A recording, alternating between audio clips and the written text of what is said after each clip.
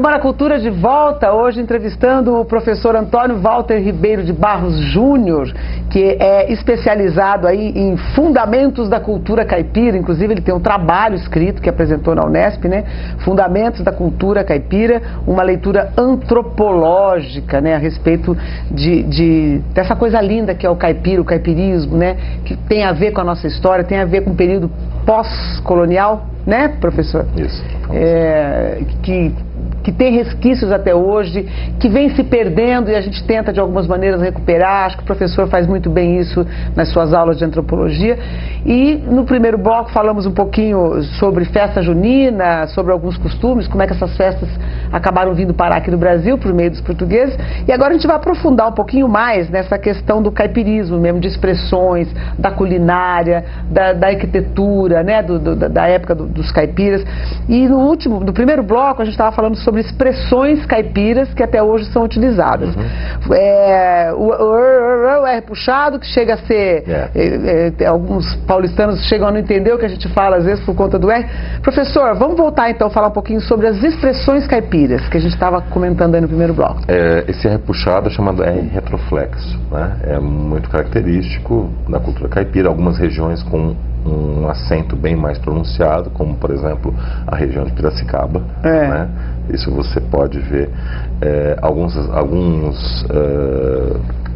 personagens conhecidos, por exemplo a atriz Vera Holtz, que é ali dessa região. Até hoje você percebe muito. Ela dá a impressão que ela faz questão de manter, né? Né? E tudo isso faz parte de uma cultura da chamada paulistânia. Paulistânia era essa região em que esse paulista vivia enquanto nômade nesse momento do bandeirantismo, né? Que compreendia o estado de São Paulo, sul de Minas, o sul de Minas, aproximadamente até a metade de Minas, porque essa parte do norte e nordeste de Minas já é cultura sertaneja, que Guimarães mostra bem no seu trabalho. Uma parte de Goiás, uma parte do Mato Grosso, norte do Paraná. O norte do Paraná. E você pega um pouco do Rio de Janeiro até a região de Paraty, aproximadamente um pedacinho também de uma familiaridade com Paraty, inclusive, engraçado. É interessante, por exemplo, no Paraná, se você, a Grazi Massaferro, por exemplo, que é do norte do Paraná, você percebe bem se é retroflexo nela. Se você pega alguém que é do sul, né, por exemplo, uma pessoa de Curitiba, você já percebe uma pronúncia, não sei, esse sotaque mais da cultura gaúcha, chamada cultura gauchesca, essa cultura sulina. Isso tem a ver justamente com essa fusão da língua portuguesa com o que se chamava aqui de língua geral. A língua geral era um tupi-guarani misturado com o português. Nós só não somos bilíngues hoje por pressão do governo português e por um movimento muito natural da língua portuguesa sobressaindo a cultura, essa língua geral. Se a gente falasse tupi aqui no Brasil... Seria como o Paraguai, que eles falam duas línguas, né? O Guarani, né? e o espanhol. No caso nosso, acontece uma coisa que o professor Darcy Ribeiro mostra muito, o próprio negro, que acaba se fundindo com a cultura caipira, dando origem inclusive a várias celebrações. Nós temos, por exemplo, celebrações como Congo, né, e Moçambique, né, a dança e a festa, né, Moçambique, que tem origem africana, o próprio nome é Moçambique, né. Então eu tenho um caipira negro que deu origem àquela figura do preto velho. Eu tenho um caipira branco que é esse de origem bandeirante, e tem aquele caipira caboclo, que é essa mistura do branco com o índio, né? Então é muito interessante porque o negro ele se transforma num agente de europeização de uma forma natural. Por quê? Quando os negros chegavam, eles vinham de várias etnias africanas que não se entendiam entre si. E de uma forma maquiavélica até, eles colocavam justamente o negro de várias etnias juntos para que eles não criassem uma identidade. A principal identidade de uma cultura é a identidade linguística. Quando tem uma unidade linguística, é possível então uma identidade cultural. Como eles não tinham essa identidade linguística, eles acabaram criando uma identidade através da religião que deu origem ao candomblé. E que tanto influenciou, isso já é uma outra história. que a gente pode contar numa outra... Quanta coisa! Numa outra... que é sobre a cultura cabocla, que é a cultura crioula, que é a cultura africana. Olha como é que são as coisas, né? Só abrindo um parênteses, né? Existem tantas vertentes aí preconceituosas em relação ao candomblé. Exatamente. Né? Esse é um outro assunto que a gente pode falar. A própria Igreja Católica tem esse preconceito, né? Eu acho que mas é uma coisa tão bonita, as pessoas ficam achando que é uma coisa, demonizam as coisas, né? Nada mais do que uma cultura popular, né? Que nasceu aí nas... eu acho que isso é um assunto que nós podemos falar em um outro momento, mas existem várias regiões onde existe um sincretismo muito grande e um respeito muito grande. No caso, pela própria estrutura da igreja, eu já participei como representante cultural da Diocese de Bauru em Brasília, já em CNBB, e existe sim um diálogo muito grande com essas lideranças tradicionais, né? Principalmente na Bahia, por exemplo. Que hoje tem representatividade até no Congresso. Por exemplo, você tem até as celebrações que são absolutamente transculturais. Existe aquele elemento específico da celebração cristã, mas com características culturais da cultura que faz parte africana. do calendário, inclusive. Exatamente. Né? Mas voltando a essa questão do negro, o que acontece é o seguinte, é que ele só possuía a língua portuguesa para se comunicar. Então, naturalmente, grandes levas de negros chegando e aprendendo rapidamente português, fazem com que o português tenha, além dessa pressão do governo de impor a língua portuguesa, mas naturalmente um alcance em todas as comunidades e acabe se estabelecendo. Quase como uma necessidade. Exatamente. Mas essa questão do chamado dialeto, nós não temos um dialeto no Brasil. O dialeto é uma marca muito específica de determinadas culturas, que caracteriza etnias diferentes que dão origem a uma mesma cultura. Por exemplo, na Alemanha, se eu vou na Baviera, na região de Munique, né, que é a capital da Baviera, o bávaro é absolutamente diferente, por exemplo, do francônio, é absolutamente diferente do suábio. São línguas diferentes de origem germânica, que posteriormente, com uma unificação feita através da imprensa, né, quando surge com Gutenberg a prensa, com o surgimento dos livros e principalmente com a tradução da Bíblia por Lutero, surge então a padronização da língua alemã. Mas é um processo que demora. Por isso que então países como a Itália e a Alemanha só conseguiram sua unificação muito tempo depois.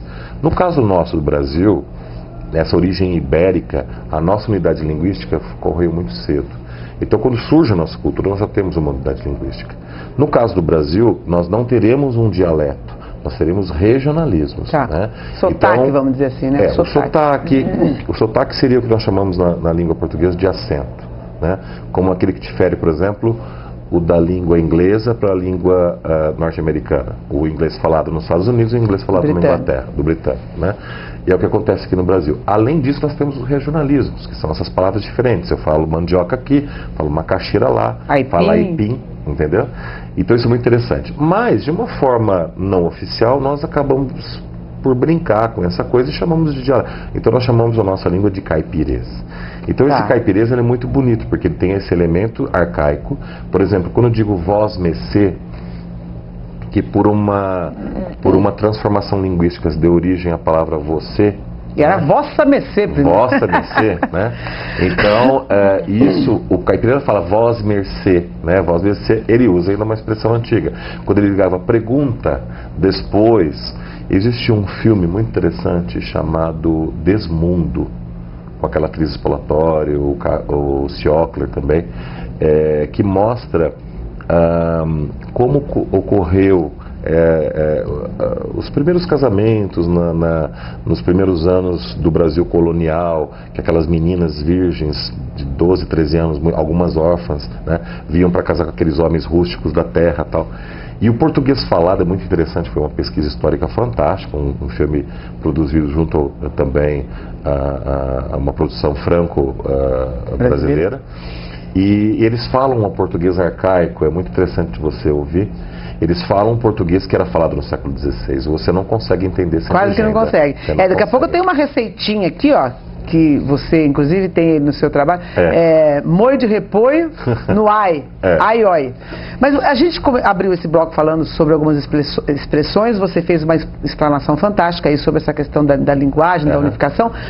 Cita algumas expressões assim que até hoje perduram, que vêm do caipirismo. Então, no assim, caso dessas arcaicas, assim, por exemplo, pergunta, depois, arriba, desarriba, né?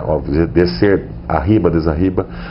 Nós temos, obviamente, caracterizações, por exemplo, dessa fusão do tupi com o português de determinadas simplificações da língua portuguesa, né? Então, as terminações, que muitas vezes a gente não fala, né? Tipo? Por exemplo, o S no final das palavras, a ditongação ou então a monotongação, que nós chamamos. Por exemplo, eu não digo, ô Tânia, pega a minha roupa. Ô Tânia, pega a roupa. Pega essa roupa. Então a gente acaba no dia a dia, né?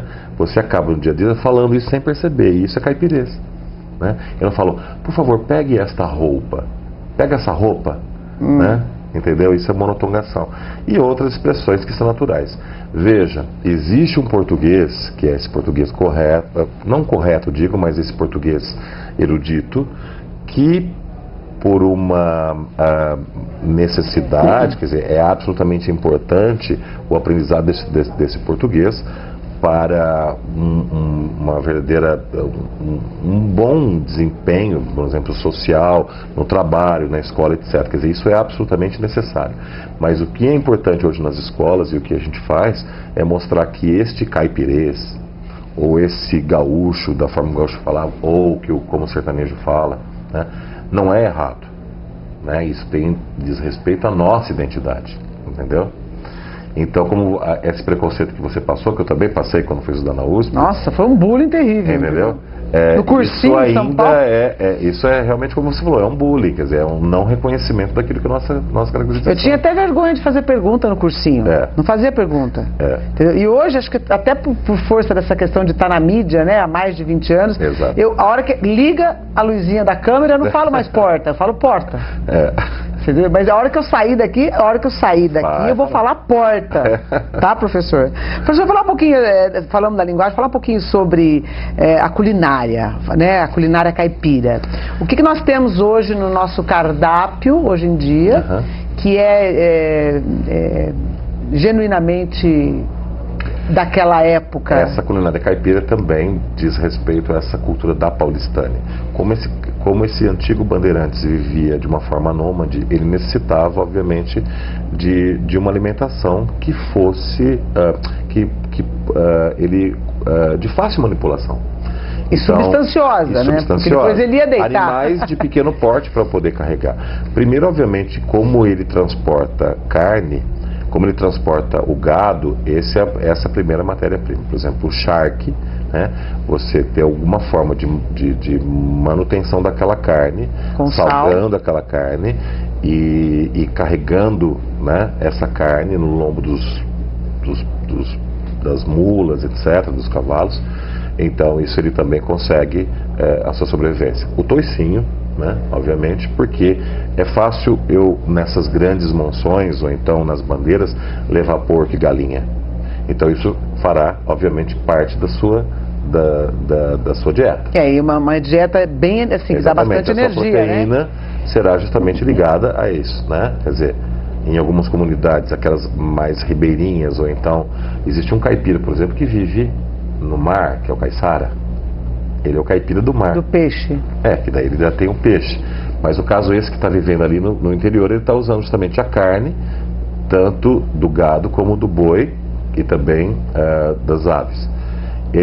As culturas de fácil manuseio e também produção, como no caso o arroz, o feijão, o milho, os grãos, as frutas.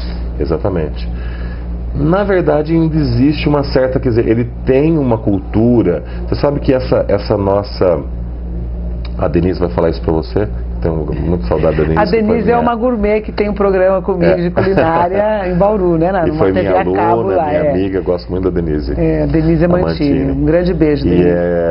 Que, por exemplo, quando o europeu vem no século XIX, os nossos imigrantes italianos e espanhóis, eles trouxeram todos esses hábitos, né? Por exemplo, como é uma alcachofra, né? Ou mesmo as saladas, etc. Isso não fazia parte da dieta do caipira. Se você pegar o livro do professor Antônio Cândido, Os Parceiros Rio Bonito, você vai perceber que é o arroz, Arroz, feijão e a carne. E a carne. Isso desde a manhã Nossa, até a mas noite. até hoje isso é fortíssimo, em todos os cardápios de restaurantes farinha, populares. Né? Né? E tem alguns lugares do Brasil, isso você tem uma pronúncia maior. Né? Minas. Minas. Né? No caso do Nordeste, por exemplo, a utilização de um elemento que vem da cultura indígena, que é a tapioca. Né? Então vai acontecendo essa fusão. E isso é maravilhoso. Porque quando você vê, por exemplo, um tutu mineiro, ele tem tudo a ver com o virada paulista. O virada é muito interessante, né? Porque quando eles misturavam, quando eles deixavam no lombo dos cavalos, das mulas, o feijão, a farinha, etc., com o transporte acabava virando tudo. Quer dizer, isso é uma das lendas, né? Ah, é verdade, Daí já cozinha tudo junto. Por isso a palavra virado. Né? Porque virava tudo. No lombo e daí do virava. E essa delícia que nós gostamos muito, né? Bacana. O torresmo, a couve, né? Então isso é muito característico dessa cultura, né? E que hoje tipifica tanto a nossa gastronomia. Você sabe que existe uma valorização hoje em dia, inclusive de grandes chefes do exterior, de valorizar essa grande característica substanciosa da gastronomia brasileira e rica. Porque, Tânia, o mais rico de uma cultura, antigamente pensava-se em pureza racial. Por exemplo, para a cultura hoje, a gente não fala mais raça. Nós falamos sempre em etnia. Né? Quando eu falo de etnia, eu falo de cultura. Quando eu falo em raça, eu falo só elemento biológico. Tá. E a etnia, eu falo da cultura e desse elemento biológico. Então, o mais rico em uma cultura é essa característica heterogênea. Quanto mais heterogênea uma cultura, quanto mais misturada uma cultura, mais rica ela será. É sinal de menos massacre, né? Exatamente. E veja nos Estados Unidos, por exemplo, você tem uma cultura, entre aspas, heterogênea, mas ela é absolutamente... você tem guetos, né? O branco aqui, de origem anglo-saxão, mexicano ali, tal, não existe uma mistura realmente. E no Brasil existe essa miscigenação? Essa miscigenação ocorreu, no primeiro momento, dessa fusão dessas três etnias, do branco, do negro e do índio. E que depois vem o elemento europeu. Então isso é algo que em 200, 300 anos já estava pronto. Então essas figuras regionais, elas surgem dessa miscigenação. E o mais rico da nossa cultura é isso, que você vê de uma mesma miscigenação, branco, negro e índio, eu tenho tipos culturais tão distintos no Brasil. Quais são esses tipos culturais do Brasil? O nosso, que é o caipira, o sertanejo, o nordeste e norte de Minas, o caboclo amazônico, o crioulo, de origem africana, e o sulino, que é caracterizado pelo gaúcho, pelo açoriano e pelo imigrante europeu. Esses são os tipos regionais do Brasil. Isso, obviamente, será uma forma de você se deliciar com esse livro que você ganhou. Há que se manter isso, né, professor? Exatamente. Seria assim, eu vou deixar essa mensagem para você dar no final da nossa entrevista. Okay. Há que se manter isso, né? Não tem, eu sei que essa coisa da globalização acaba dando... É mais um rolinho compressor aí que vem para... você, né? Igualar por baixo. Igualar por baixo. E até o caipira aderiu, né? Até o caipira aderiu, a cultura hoje, do WhatsApp. Na verdade, todas as benesses tecnológicas, elas acabam implementando as culturas. A gente não pode também parar no tempo. Eu sou super a favor Só que eu não considero uma democratização da informação. Eu não posso perder a característica original da minha cultura, né? Então, eu não posso que toda essa tecnologia ou todo esse progresso venha em substituição. Exatamente. Então, por exemplo, uma festa, eu não vou citar aqui cidades, mas, por exemplo, nós temos várias cidades tradicionais no estado de São Paulo com festas regionais muito características da cultura caipira, que hoje você vê mais uma cultura country que vem pelo americano, por essa massificação, do que uma cultura caipira. Na verdade, elas convivem, essa cultura country e essa cultura caipira. Só que o que nós não podemos perder é o mínimo, né, de elemento que caracteriza a nossa cultura em substituição pela outra. Você vê a interferência da cultura country, inclusive nas músicas sertanejas. Exatamente. Que nós tínhamos aí Pena Branca e Chavantinho, Tunique Tinoco, aquela coisa mais de raiz. E hoje você vê milhares e milhares de duplas que tem o sertanejo universitário, que vem toda de uma indústria cultural aí influenciada pelo country. É a diferenciação que nós falamos da cultura entre a música que é popular e o pop. Isso. O pop é a cultura massificada. É aquilo que eu descarto. Eu compro hoje um CD. Amanhã. De uma o cara faz sucesso com uma música e depois some. E aí eu enjoo e jogo fora. Como se eu fosse num fast food, comesse, hoje eu não vou mais comer nesse, vou comer naquele. Substituo. Infelizmente, o grande problema das culturas hoje é esse. Nós acabamos tratando toda a nossa vida de uma forma descartável. A religião. Eu gosto dessa, não gosto mais dessa, vou naquela hoje. Entendeu? Você não tem mais essa identidade que você sabe que aquilo caracteriza a identidade dos seus antepassados, etc. Entendeu? Que você traz, eu vou descartando. Como se eu fizesse com a comida. E com a música e com a arte acontece a mesma coisa. É verdade. Né? Então a música deixa de ser aquela música de raiz, né? Como nós temos, por exemplo, na cidade de Jaú, né? O Tonico Tinoco, etc. E passa a ser um pop, né? Que é legal.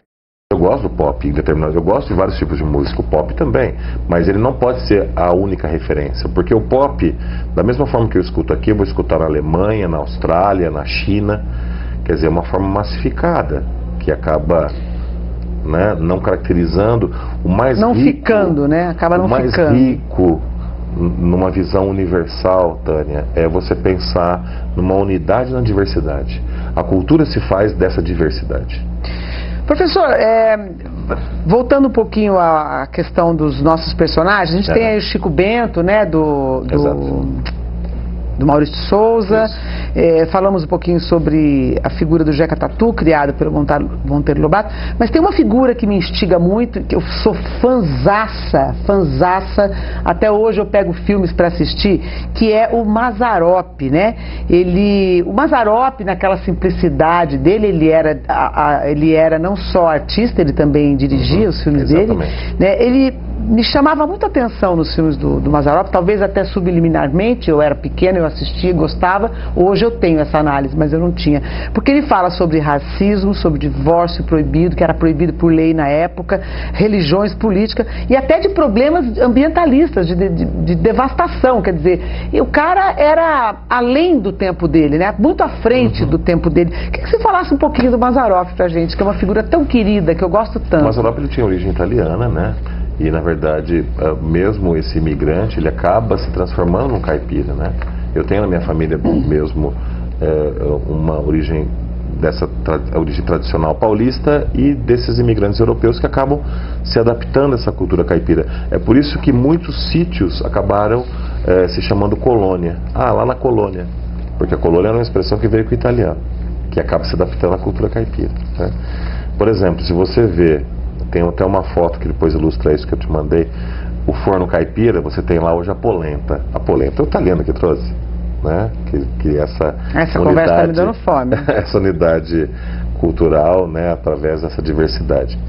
E o caso Mazzaropi, a família dele se estabeleceu nessa região ali do Vale do Paraíba, que é muito tradicional de Taubaté. E ali é muito forte essa cultura caipira. Por exemplo, existem certas celebrações, como a celebração do divino, que já praticamente desapareceu na nossa região, que ali ainda existem de uma forma muito forte e que dão a celebração do divino mesmo uma celebração que celebra o futuro, que celebra a esperança num futuro, né? Essa figura nossa do Salvador da Pátria vem daí, né? Dessa celebração do Espírito Santo, em que eu sempre acho que um dia surgirá alguém como Dom Sebastião, que desapareceu, né? Nós chamamos isso de sebastianismo também na cultura brasileira, que virá num cavalo branco para resolver todos os nossos problemas. Então isso é uma característica muito forte da cultura brasileira, esse sebastianismo, que é um elemento do quinhentismo português presente nas nossas celebrações e que está presente na celebração do divino, essa esperança no futuro. Essa região é muito forte, isso. Essa região de Taubaté, por exemplo, você tem comunidades, há pouco tempo nós tivemos a estreia de um filme chamado Tapete Vermelho, né? Que resgatava um pouco dessa figura do Mazzaropi como uma homenagem, que durante muito tempo foi, como você mesmo disse, incompreendido, né?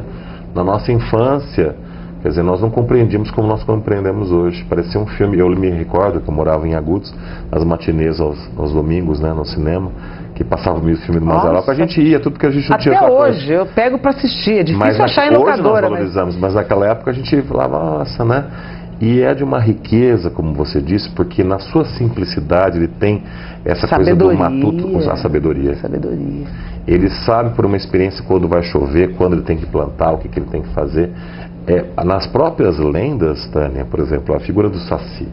O Saci é um que nós chamamos na antropologia um daimon, que é um elemento mítico que representa a dualidade entre o bem e o mal. Essa caracterização maniqueísta que nós falamos no cristianismo, que surge na Idade Média, ou eu estou do lado do bem, ou eu estou do lado do mal, não querendo, obviamente, simplificar isso ou banalizar essa relação bem e mal, mas isso acaba, nesse maniqueísmo medieval, vindo para nós de uma forma muito... Decida-se. E isso não faz parte do elemento mítico das culturas. Você vê, por exemplo, a própria figura de Jeová, ou de Javé no Antigo Testamento. Ele é aquele Deus que uma hora pune, destrói, e outra hora ele cria. Ele ama o seu povo, mas quando ele precisa punir, ele está ali. Shiva, né, é assim, o Deus que cria e que destrói, né? Os deuses indígenas também. No caso dos elementos míticos, né, que a lenda é a narrativa do mito. Por exemplo, o Saci. O Saci, ele é um elemento ligado à fusão dessas três culturas. Ele tem elementos dos duendes que o português trouxe da Europa, ele tem elementos de seres míticos que o negro trouxe da África, e ele tem elementos muito fortes do curupira, do caipora, que na própria etimologia da palavra, como você disse no início da nossa entrevista, diz respeito àquele habitante do mato, ou seja, seres que viviam no mato, fazendo suas estripulias, mas para proteger. E por que ele não tem uma perna? Da onde vem essa coisa do Saci? Isso aí na verdade desculpa, mas... é uma mitificação, justamente para poder confundir o caçador, né? Ele vê somente uma pegada, ele se confunde, etc. Mas enfim, não dá para você dizer quando surge uma cultura, como surge uma celebração. É um elemento espontâneo que vai surgindo, né? Mas eu quero dizer que esses mitos, eles são verdades a partir do momento que eles têm um sentido na minha vida. Então, no momento que ele apenas se transforma em algo que eu festejo, que eu falei para você, que eu não mais celebro, ele é apenas um elemento folclórico no sentido ilustrativo, né? Como nós temos hoje uma coisa figurativa. No momento que ele é importante para mim, no sentido de crença, ou seja, eu tenho que preservar a natureza, eu tenho que preservar os rios, eu tenho que preservar. Isso é muito presente nos filmes do Mazzaropi, né? Nos filmes do Mazzaropi, demais, assim. Então é por isso que esse misticismo, esse encontro entre um catolicismo tradicional, que na verdade o caipira não vivia esse encontro hierárquico de uma igreja. Imaginem que nas comunidades caipiras a presença de um celebrante, de um padre, era alguma coisa que surgia apenas nas celebrações oficiais ou aquelas mais importantes do calendário litúrgico da igreja, como Páscoa, Natal, né? Nesses momentos ele tinha um contato. Em outros momentos ele tinha que gerenciar esse sagrado. Então é por isso que acontece essa fusão. É por isso que acontece esse sincretismo desse elemento tradicional com um elemento que pega um pouco da cultura africana, da cultura indígena, entendeu? Porque ele tem que se autogerenciar nessa sua relação com o meio, com Deus, né? E isso é uma coisa natural, né? Professor, a gente passaria esse restinho de ano aqui falando sobre tudo isso, porque tudo isso é a nossa origem, na verdade, né? A nossa origem está aí nessa coisa caipira, nessa coisa brejeira. Eu vou ter que encerrar a nossa entrevista. Eu sei que vai ficar faltando falar sobre muita coisa, mas eu queria que você, como um apaixonado por essa cultura, por essa coisa caipira, deixasse aqui uma mensagem para os nossos telespectadores, no sentido de preservar e não ter vergonha dessa caipirice. Eu queria uma mensagem desse sentido. Eu gostaria... Bom, primeiramente eu gostaria de agradecer pelo convite. Estou à disposição, né, para outros temas culturais e artísticos, principalmente ligados a essa nossa região, Bauru, Jaú, que eu tanto amo. No caso da cultura caipira, assim como qualquer cultura, o mais importante é essa valorização. Nós temos que perceber que a cultura começa em nós, né? Em cada um de nós. Então, muitas vezes eu acho que cultura é apenas aquilo que eu aprendo nos livros ou na escola. Essa erudição é muito importante, mas a cultura começa em nós. E essa mudança é muito importante a partir do momento em que eu não vejo essa cultura apenas como festa, e sim como celebração. Então eu acho que o mais importante, nesse sentido, nessa celebração, é o resgate e a preservação desses nossos valores. Na alimentação, como nós falamos, no nosso falar. Eu tenho um português que eu falo, que é o português erudito, mas eu sei que esse português caipira, ele tem um sentido cultural. Então, na verdade, eu não vou desmerecer. Eu não vou dizer que é errado ou que ele é um idiota por falar daquela forma. Eu sei, por exemplo, do valor das nossas lendas. Eu sei do valor do trabalho do campo, da nossa terra. Então, se nós iniciarmos uma revalorização, como eu disse para você, a cultura massificada é algo que ela vem para ficar. Não é possível eu fugir. Seria utópico eu pensar nisso, mas eu posso conviver. Se eu vivencio a experiência, por exemplo, numa celebração do country, que eu não esqueça nunca daquela modinha de viola da cultura caipira, né? Que eu possa sempre ter este elemento como a minha identidade, né? Porque é o que caracteriza, é a mesma coisa que eu posso tentar ser outra coisa, mas na verdade essa é a nossa origem, né? Então eu acho que o mais importante é isso aí, valorizar. Não menospreze o caipira. Não menospreze o caipira, né? E cada vez mais estudar e pesquisar a origem da nossa terra, do nosso povo, né, da nossa gente. Tá certo. Então, a gente agradece aqui a presença do professor da Universidade do Sagrado Coração de Bauru, que se deslocou de Bauru até Jaú. Ele tem parentes aqui, né? Para nos dar, então, passar um pouquinho da sua pesquisa, da sua sabedoria. Antônio Walter Ribeiro de Barros Júnior, muito obrigada pela sua presença e a gente agradece muito a sua audiência. Obrigado.